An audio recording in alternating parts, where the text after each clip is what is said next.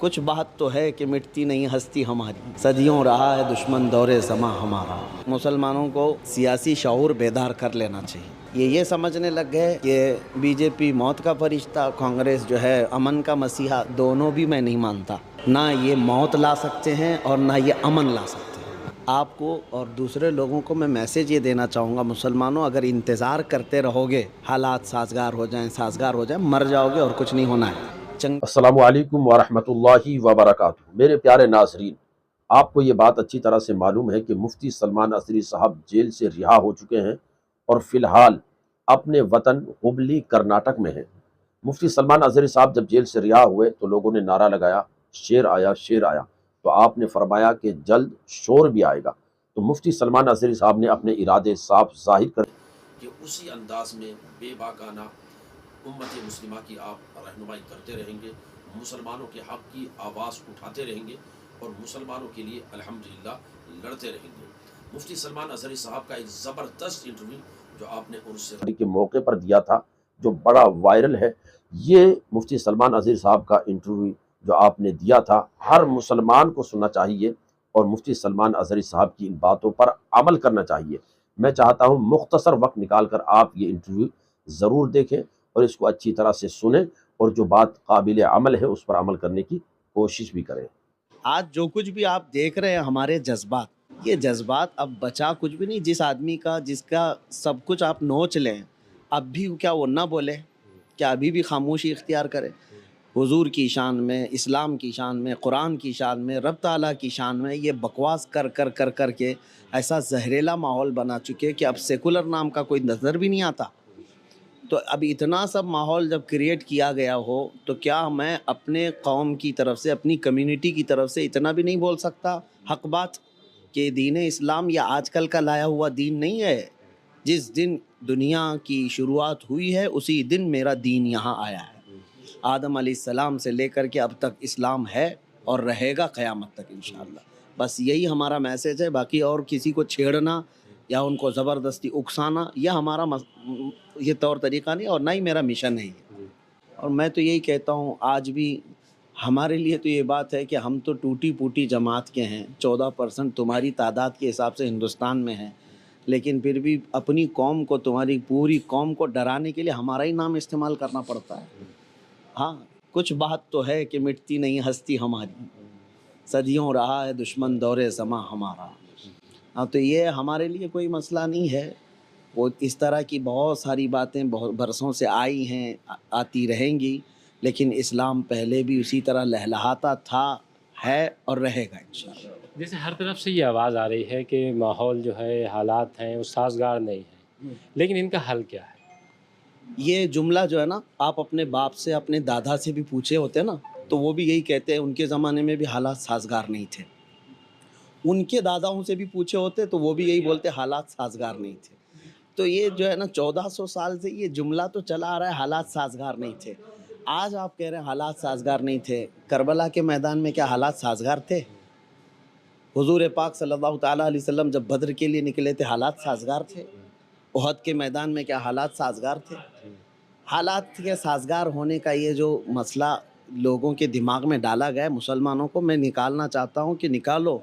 सतीज़ा car रहा है अज़ल से ता इमरोज़, शरार बू लहबी से चराग़ मुस्तफ़वी।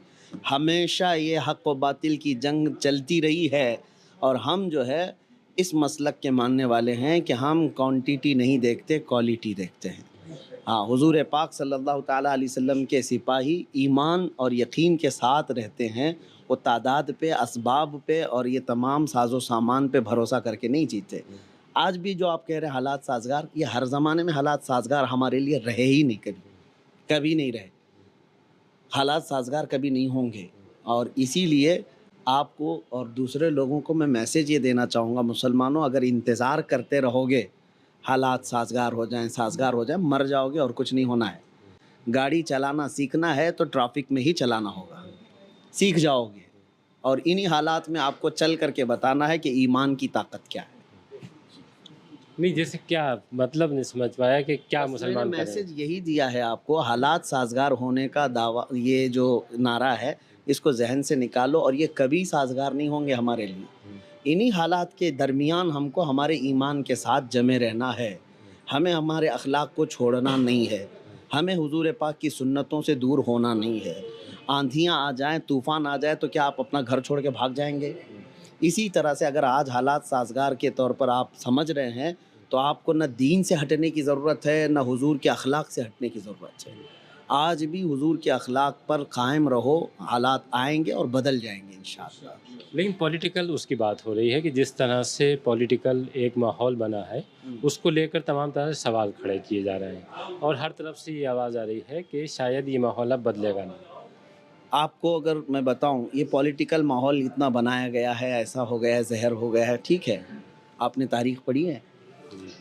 چنگیز خان سے زیادہ تو حالات خراب نہیں کیے گئے ہوں گے ابھی، ہلاکو سے زیادہ تو بربادیاں نہیں کی گئی ہوں گی ابھی۔ انہوں نے تو پورے ہماری کھوپڑیوں سے مینار بنا دیے تھے، ہمارے خون سے تو بغداد کو نہلا دیا تھا۔ تو یہ سب تو ظلم دیکھا ہے ہماری تاریخ نے۔ تو اب پولیٹیکل اعتبار سے اگر یہ اتنا سب کچھ بنا چکے ہیں تو میں آپ کو ایک بات بتاتا ہوں۔ 100 سال پہلے 1925 کی بات کر رہا ہوں میں آپ کو، حجت الاسلام علامہ حامد رضا خان رحمۃ اللہ علیہ کا خطبہ ہے، ایک خطبہ صدارت، آپ نے کسی ایک کانفرنس میں خطبہ دیا تھا، یہ اس کی باتیں آپ پڑھیں تو آپ کو ایسا لگے گا وہ اس زمانے کی بات کر رہے ہیں، ابھی 2023 کی بات کر رہے ہیں۔ اس وقت 1925 میں انہوں نے فرمایا کہ حالات ایسے ہو گئے ہیں کہ ان لوگوں نے سیاسی ماحول بنا دیا ہے، جگہ جگہ قتل کے منصوبے ہو رہے ہیں، مسلمانوں کا بہشکار کرنے کے پلان ہیں، منصوبے ہیں، جماعتیں ہیں۔ یہ ساری باتیں وہ پڑھنے کے بعد میں نے سوچا 1925 میں یہ حالات تھے تو 2023 میں بدلے کہاں ہیں؟ اور اگر 100 سال پہلے بھی ایسا ہی تھا تب بھی اسلام ایسے ہی تھا۔ نہیں، جو سیاسی لڑائی ہے وہ مسلمانوں کو خود لڑنی پڑے گی اور اس دور سے ہٹ کر اپنے آپ کو سیف کر سکتے ہیں۔ اب دیکھیے، ایک سیاست کا ایک موضوع الگ ہے، مسلمانوں کو سیاسی شعور بیدار کر لینا چاہیے۔ اب تک یہ بہت غلامی کے دور میں گزرتے گئے اور ان کا مائنڈ ایسا بنا دیا گیا ہے کہ اب ان کو ایسا لگتا ہے کہ جیسے دماغ میں یہ بٹھا دیا گیا، بی جے پی اور کانگریس یہ سمجھنے لگ گئے کہ بی جے پی موت کا فرشتہ، کانگریس جو ہے امن کا مسیحا۔ دونوں بھی میں نہیں مانتا، نہ یہ موت لا سکتے ہیں اور نہ یہ امن لا سکتے ہیں، ہمارے لیے نہیں۔ آپ کو اپنا سیاسی شعور بیدار کرنا ہے۔ یہ سب جو ہے نا لالی پاپ دے کر کے ہمارے ساتھ کھیلنے والے ہیں جو 70 سال سے کھیلتے آئے۔ مسلمانوں کو نہ ہی یہ آگے بڑھنے دیا، نہ قیادت کرنے دیا، اور نہ ہی اپنی کمیونٹی کی طرف سے آئے ہوئے مسائل کو آپ آگے تک بات کرنے کی انہوں نے کبھی ہمت جٹائی۔ دوسرے سارے لوگوں کے ان کو راضی رکھنے کے لیے یہ سب کچھ کرنے کو تیار، لیکن مسلمانوں کے بارے میں ان کو پتہ ہے یہ چھوٹی چھوٹی چیزوں پہ راضی ہو جائیں گے۔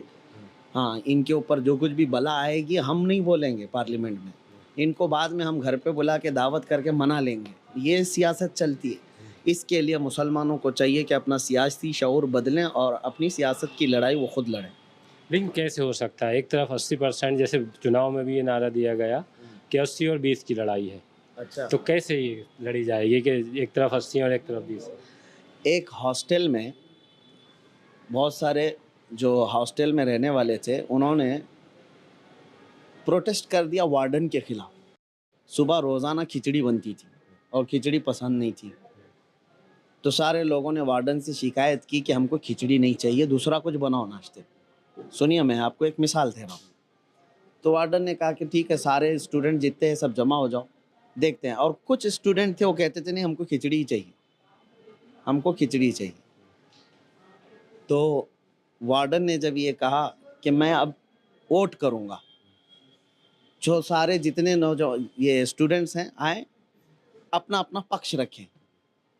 تو اب اختیار جب دیا گیا نا تو سارے اسٹوڈنٹ جو ہے نا الگ الگ انداز میں اپنی اپنی اچھائیں رکھنے لگے۔ 13% نے ایک الگ ناشتے کا نام لیا، 15% نے ایک الگ ناشتے کا نام لیا، 12% نے ایک الگ۔ 80% لوگ کھچڑی کے خلاف تھے، لیکن وہ سب اس میں گٹے ہوتے۔ بعد میں وہ 20% جو کھچڑی والے تھے وہ متفق تھے۔ بعد کو جب رزلٹ نکلا تو وارڈن نے کہا 80% تو یہ خلاف ہیں لیکن ایک ناشتے پہ جمع نہیں ہے، تو ناشتہ وہی بنے گا جو یہ 20% چاہتے ہیں۔ آپ جس طرح صاف گوئی سے بولتے ہیں تو دوسروں کی نظر میں تو کھٹکتے ہی ہیں، لیکن کبھی کبھی آپ اپنوں کا بھی نشانہ بن جاتے ہیں۔ تو کیا یہ سلسلہ چلتا رہے گا یا کچھ ایسا رد عمل یا آپ کی طرف سے کوئی ایسا لائے عمل طے ہوگا کہ نہیں اب ایسا نہیں کرنا؟ میں گفتگو ختم کرتا ہوں آپ کے سوالات پر. فراز کا ایک شعر ہے: میں تو مقتل میں بھی قسمت کا سکندر نکلا، قرۂ فال میرے نام کا اکثر نکلا، شہر والوں کی محبت کا قائل ہوں مگر میں نے جس ہاتھ کو چوما وہی خنجر نکلا. یہ فراز نے کہا تھا، تو اس سے ہودا کچھ نہیں ہے. ہاں لیکن اپنوں کی آپ بتا رہے ہیں نشانہ، تو ہو سکتا ہے وہ محبت میں یا کسی طرح میری اصلاح کے لیے کرتے ہوں. میں ان سے بیزار نہیں ہوں اور نہ ہی ان سے میرا کوئی مسئلہ ہے. ہاں، اور دوسروں کے نظروں میں اگر کھٹکتا ہے تو کھٹکتا رہنے دیں، کوئی مسئلہ نہیں ہے. اور یہی چیز دین کی خدمت کے لیے ہمارے لیے کافی ہے. اللہ تبارک و تعالی ہمیں اسی طرح سے بنائے رکھے کہ دشمنان رسول کے لیے ہم کبھی نرم نہ ہوں، اور اپنوں کے لیے اللہ تعالی ہمیشہ ہمیں نرم رکھے.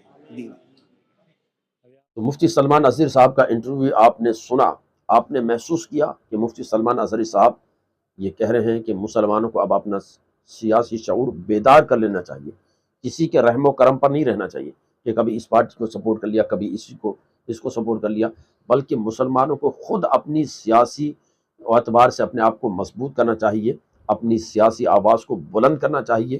تبھی ہمارے حقوق کا تحفظ ہو سکتا ہے، اور تبھی مسلمان ایک شہری بن کر ہندوستان کی سرزمین پر رہ سکتا ہے.